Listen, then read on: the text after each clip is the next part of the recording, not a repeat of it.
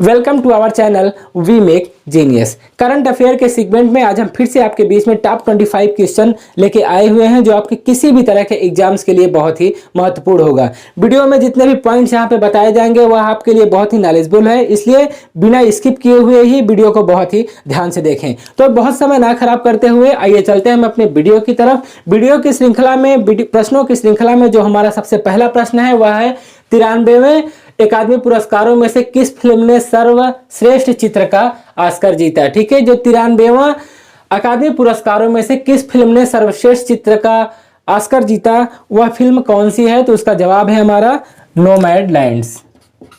नोमैडलैंड्स जिसे हम खाना बदोश।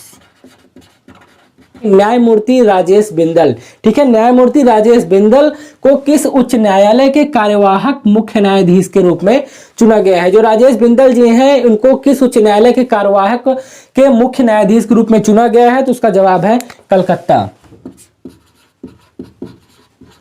ठीक है, इसे आप ध्यान रखिएगा। इसके बाद हम अपने अगले प्रश्न की ओर आगे बढ़ते हैं कि किस देश ने, ठीक है, प्रश्न को आप समझिए कि किस देश ने दुनिया के शक्तिशाली मौसम जलवायु परिवर्तन की भविष्यवाणी करने वाले सुपर कंप्यूटर बनाने की योजना बनाई है। ठीक है, वह ऐसा कौन सा देश है जो दुनिया में शक्तिशाली मौसम जलवायु परिवर्तन की भविष्यवाणी करने वाले सुपर कंप्यूटर बनाने की योजना बनाई है, तो वह है हमारा यूके। ठीक है, यूनाइटेड किंगडम। ठीक है, अब इसके बाद हम अपने अगले प्रश्न की ओर आगे बढ़ते हैं जो कि बहुत ही महत्वपूर्ण है कि चीन के पहले मार्स रोवर का क्या नाम है। चीन का जो हमारा पहला मार्स रोवर है उसका क्या नाम है, तो उसका नाम है हमारा जुरोंग, ZHURONG। ठीक है, जुरोंग। ठीक है, इसे आप ध्यान रखिएगा कि चीन का जो पहला मार्स रोवर है उसका क्या नाम है, जुरोंग। इसके बाद हम अपने अगले प्रश्न की ओर आगे बढ़ते हैं कि सीमा सड़क संगठन में, ठीक है, सीमा सड़क संगठन में कमांडिंग पहली महिला अधिकारी के रूप में किसे नियुक्त किया गया है। ठीक है, प्रश्न बहुत ही इंपॉर्टेंट है कि सीमा सड़क संगठन में कमांडिंग पहली महिला अधिकारी के रूप में किसे नियुक्त किया गया है, तो इसका जवाब है हमारा वैशाली एस हिवसे। वैशाली एस हिवसे। ठीक है, नाम थोड़ा अटपटा है लेकिन एक बार अगर इसे आप थोड़ा सा ध्यान दे देंगे कि आपको यह अच्छी तरह से याद हो जाएगा। ठीक है, इसके बाद हम अपने नेक्स्ट पॉइंट की ओर आगे बढ़ते हैं कि टाइम मैगजीन की 2021 की, ठीक है, प्रश्न को आप समझिए कि टाइम मैगजीन की 2021 की 100 सबसे प्रतिभाशाली कंपनियों की सूची में किस ई लर्निंग मतलब एजुकेशन लर्निंग प्लेटफॉर्म को शामिल किया गया है। प्रश्न को एक बार आप फिर से समझिए कि टाइम मैगजीन, ठीक है, टाइम मैगजीन की 2021 की 100 सबसे प्रतिभाशाली कंपनियों की सूची में किस एजुकेशन लर्निंग प्लेटफॉर्म को शामिल किया गया है, तो इसका जवाब है हमारा बायजूस को। ठीक है, बायजूस जो हमारा एजुकेशनल जो प्लेटफॉर्म है इसको क्या है, टाइम मैगजीन 2021 में 100 प्रतिभाशाली कंपनियों की सूची में शामिल किया गया है। ठीक है, इसके बाद हम अपने नेक्स्ट पॉइंट की ओर आगे बढ़ते हैं कि गर्भवती महिलाओं के लिए, ठीक है, जो प्रेग्नेंट वुमेन है उनके लिए एक विशेष व्हाट्सएप हेल्पलाइन नंबर लॉन्च किया गया है, तो यह किसके द्वारा लॉन्च किया गया। प्रश्न को एक बार आप समझिए कि गर्भवती महिलाओं के लिए एक विशेष व्हाट्सएप हेल्पलाइन नंबर लॉन्च किया गया है, तो यह किसके द्वारा लॉन्च किया गया है, तो इसका जवाब है हमारा NCW, नेशनल कमीशन वुमन। ठीक है, इसे आप ध्यान रखिएगा। NCW का जो फुल फॉर्म होता है वह होता है हमारा नेशनल कमीशन वुमन। ठीक है, इसके बाद हम अपने नेक्स्ट पॉइंट की ओर आगे बढ़ते हैं G7। ठीक है, G7 विदेशी मैत्री की बैठक की मेजबानी किस देश ने की। जो G7 की जो मैत्री बैठक की मेजबानी कौन से देश ने की, तो इसका जवाब है हमारा यूके ने, यूनाइटेड किंगडम ने। यह प्रश्न आपको समझ में आ गया होगा। हम एक बार फिर से आपको दोहरा दें कि G7 विदेशी मैत्री की बैठक की मेजबानी किस देश ने की, तो यूके ने। इसके बाद हम अपने नेक्स्ट पॉइंट की ओर आगे बढ़ते हैं कि आरबीआई के डिप्टी गवर्नर के रूप में किसे नियुक्त किया गया। रिजर्व बैंक ऑफ इंडिया के डिप्टी गवर्नर के रूप में किसे नियुक्त किया गया, तो इसका जवाब है हमारा TB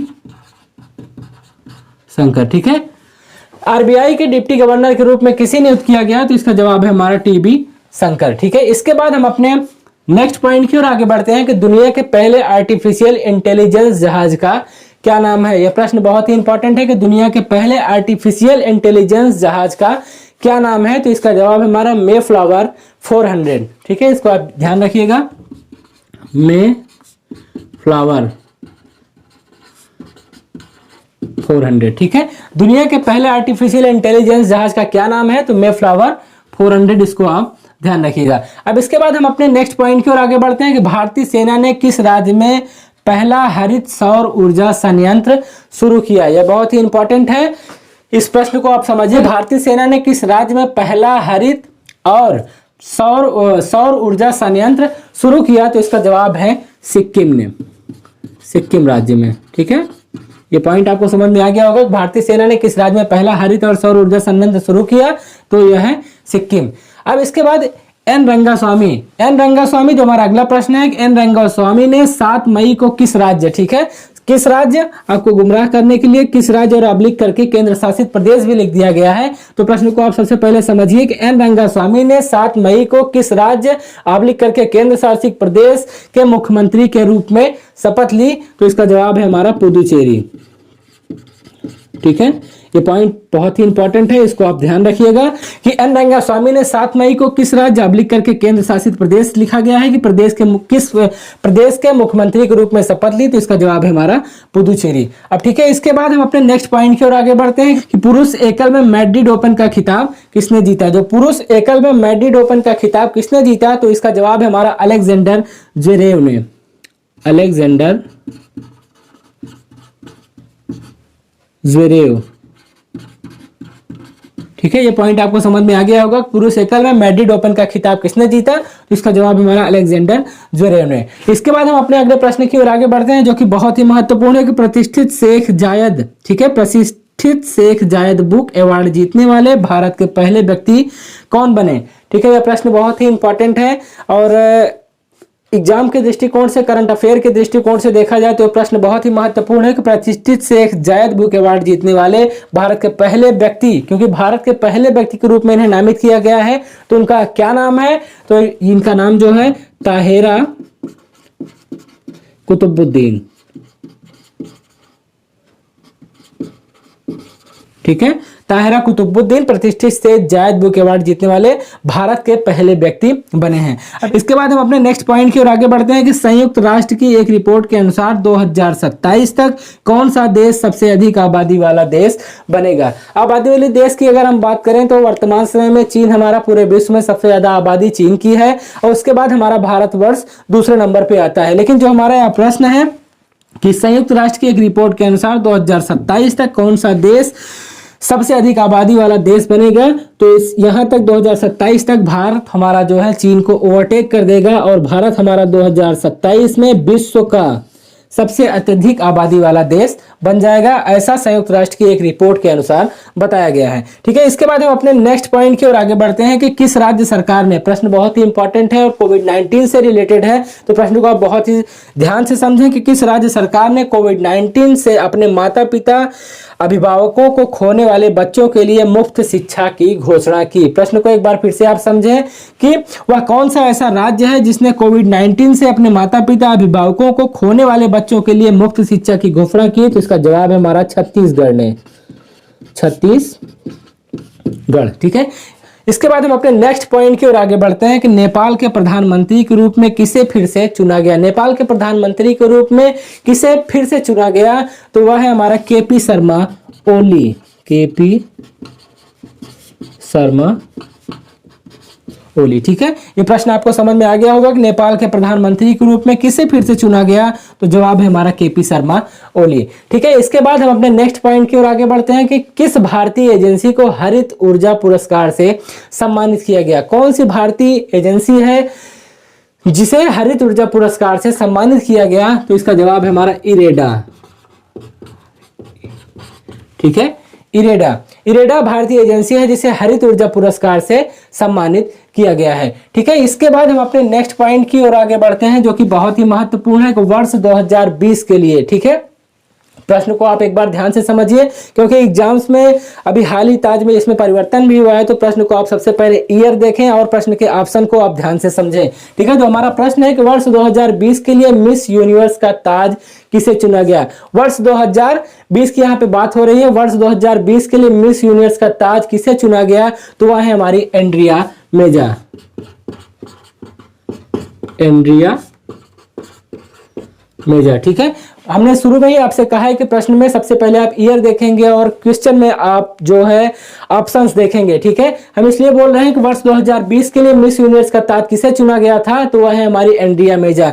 अब वर्तमान समय में अगर हम देखा जाए तो वर्तमान समय में 2021 में मिस यूनिवर्स किसे चुना गया है, तो उसका जवाब है हमारा हरनाथ संधू को। ठीक है, 2021 में मिस यूनिवर्स किसे चुना गया है, हरनाथ संधू, जो अपने भारतवर्ष से रिलेटेड है। यहाँ पे एक पॉइंट और निकल के आता है कि जो पहली पूरे विश्व में जो सबसे पहली मिस यूनिवर्स चुना गया उनका क्या नाम था। ठीक है, वह बहुत ही इंपॉर्टेंट है, इसे भी आप जानते रहिए कि जो विश्व में पहली मिस यूनिवर्स चुनी गई वह 1952 ईस्वी में चुनी गई और उनका नाम था हमारा आर्मी कुसेला। ठीक है, आर्मी कुसेला जो है वह पूरे विश्व में सबसे पहली मिस यूनिवर्स चुनी गई। कब चुनी गई, 1952 में। ठीक है, और उसके बाद 2020 में 20 के लिए मिस यूनिवर्स का ताज किसे चुना गया, तो एंड्रिया मेजा। और 2021 में जो मिस यूनिवर्स का खिताब जिसे दिया गया वह है पूरे अपने भारतवर्ष की ही, उनका नाम है हमारा हरनाथ सिंधु। और भारतवर्ष की अगर हम बात करें तो इस भारतवर्ष में सबसे पहले मिस यूनिवर्स का खिताब किसे